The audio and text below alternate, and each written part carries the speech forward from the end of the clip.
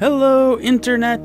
Shalthis here, and welcome to another episode of the Engram on gkick.net, on iTunes, and of course, on YouTube. So, this week, or today, I say this week like I do this show weekly and not like way more times than once a week, but either way, there are a few things I want to talk about.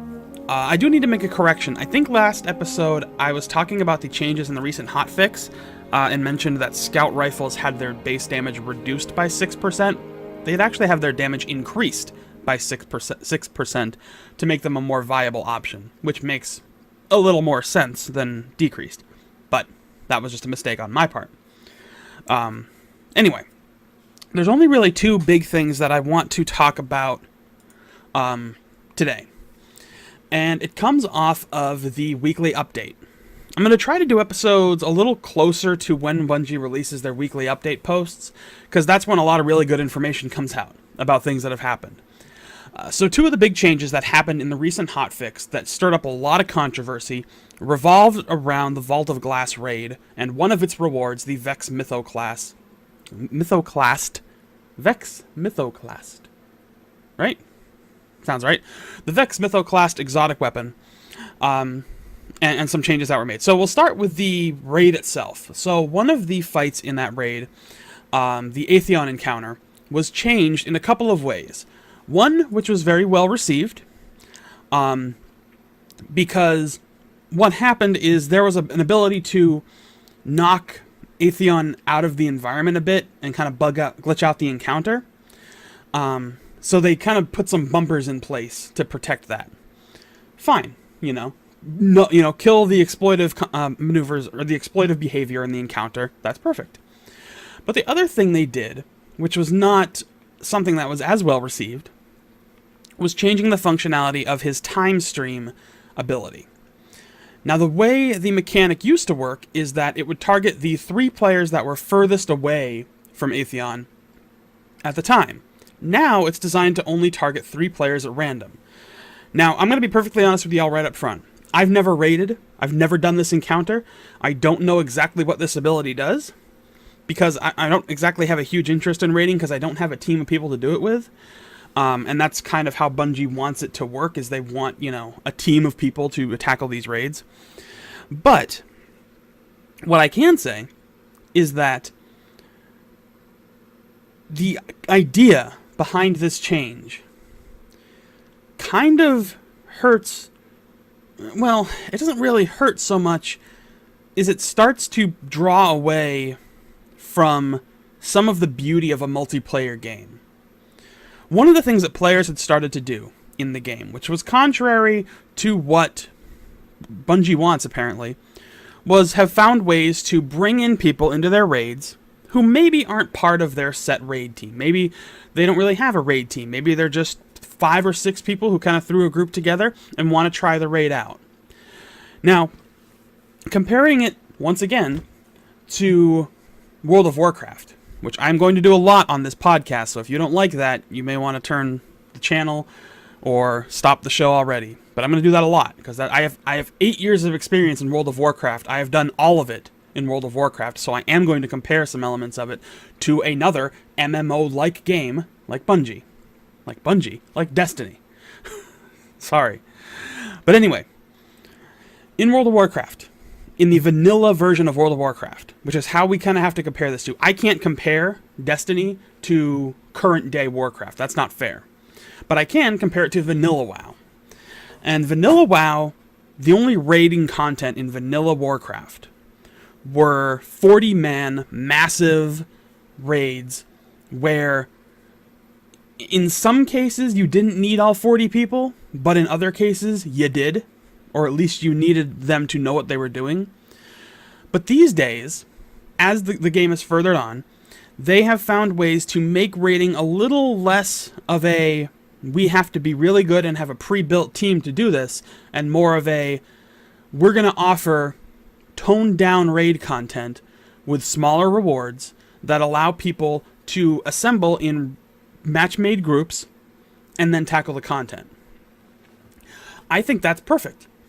I love the raiding system in World of Warcraft now. I don't even play the game anymore, but the idea of it is great, because you have separate raids that allow for the matchmaking style of looking for raid, which is built into the game.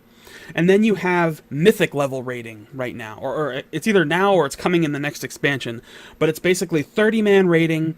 You have to go in, best of the best, top tier, you know, that's like the heroic level type stuff.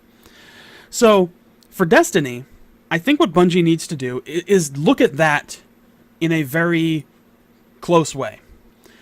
And they need to see, okay, we have one raid in the game. When the next expansion hits, they're going to have 2 raids in the game. They're going to have the Dark Below and Vault of Glass.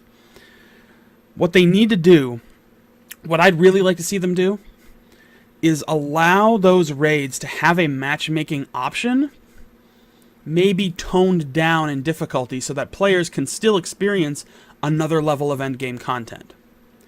Because right now, when you hit level 20, when you finish the story, your content options are patrols, to get money, get materials, try to get drops, whatever it might be.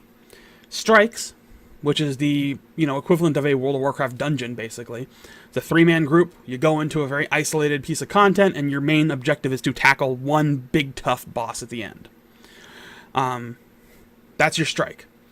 And those you can get better rewards out. You can get reputation with the Vanguard or with any of the other factions you're with, and you can get marks. Great. Or PvP, which is really fun. There's the Crucible, which is really a variety of different PvP modes. Some of it are, you know, zone capture. Some of it is just all out kill everybody or kill everything.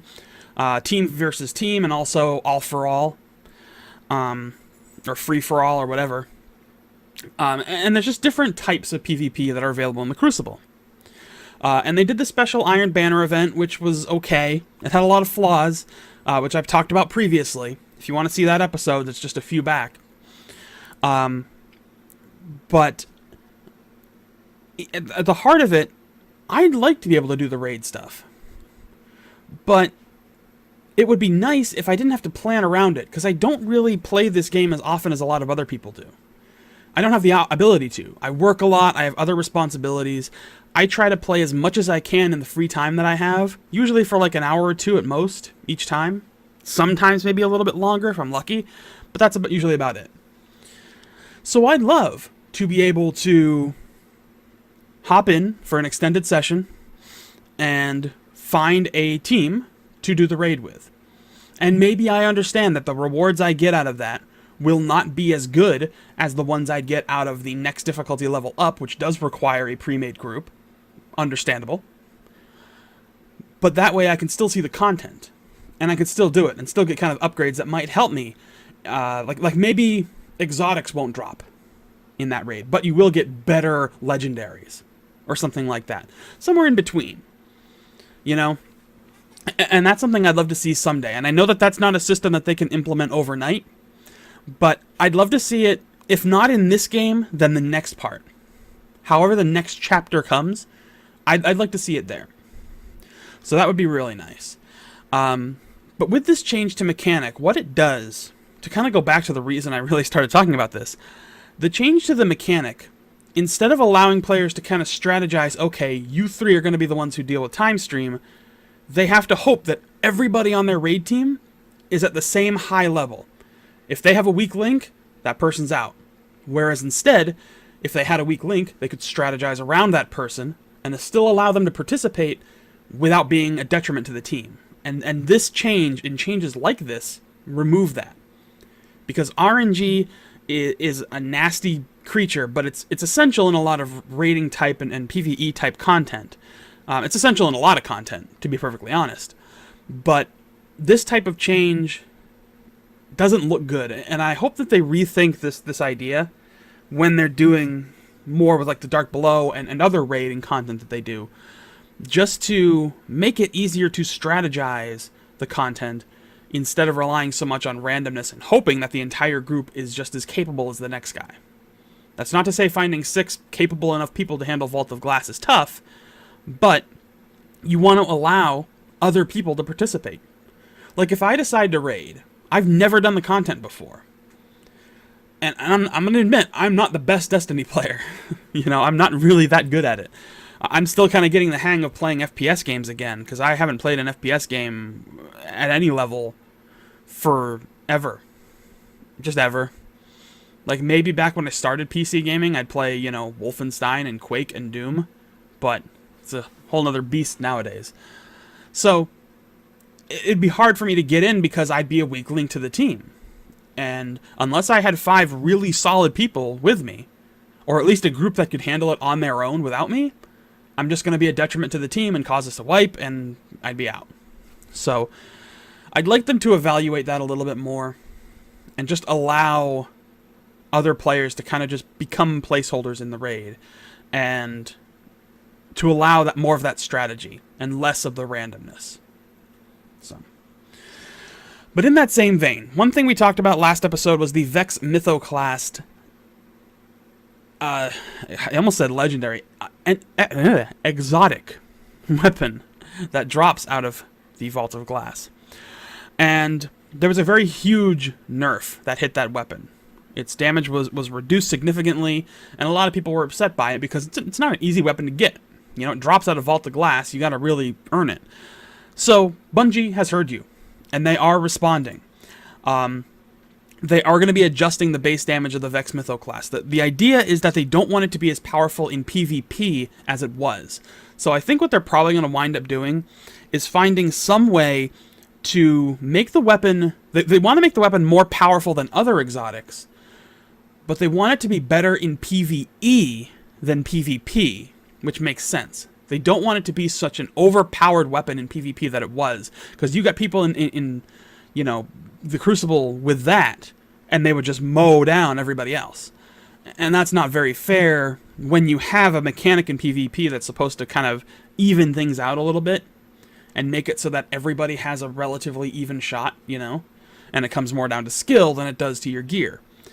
Now, if this were Iron Banner, that's the way it should have been. If you had the Vex Mythoclast, you should plow through everybody. I think I'd agree with that completely. Because I think Iron Banner is kind of what should have been the end game of PvP, but it wasn't. But anyway, hopefully it will be next time. In this case, I do hope that the Mythoclast becomes a very effective weapon in PvE, as it should be, for raids, for strikes, for patrols, for whatever, but it still is powerful in PvP, and that there's a benefit to having it, but that it's not the end-all be-all. Like, I don't want the Mythoclast to be, you have this in PvP, you will dominate if you have any level of skill. You'll just plow through everybody because it's such a powerful weapon. And that's not what it should be. So, that's some changes that they are going to be making. I guess what they're probably doing now is just keeping an eye on numbers, finding a way to make it so that it's effective in PvE, but not as effective in PvP, so that there is that sense of balance that they were looking for, without completely ruining the potency of such a epic weapon. So, hopefully they will make those changes. I want to know what you guys think. Do you have the Mythoclast? What happened when the nerf hit? Do you run Vault of Glass a lot? What do you think about the changes to the Atheon encounter? Let me know in the comments below. Hit me up on Twitter at gkickshalthis. I will have a link to the Facebook in the comments section, or in the description below on YouTube, and also on gkick.net. Still trying to get some likes on that page so I can get a short URL for it. But anyway, that is going to do it for this episode. I will be back next time, so happy hunting, Guardians. See you next time.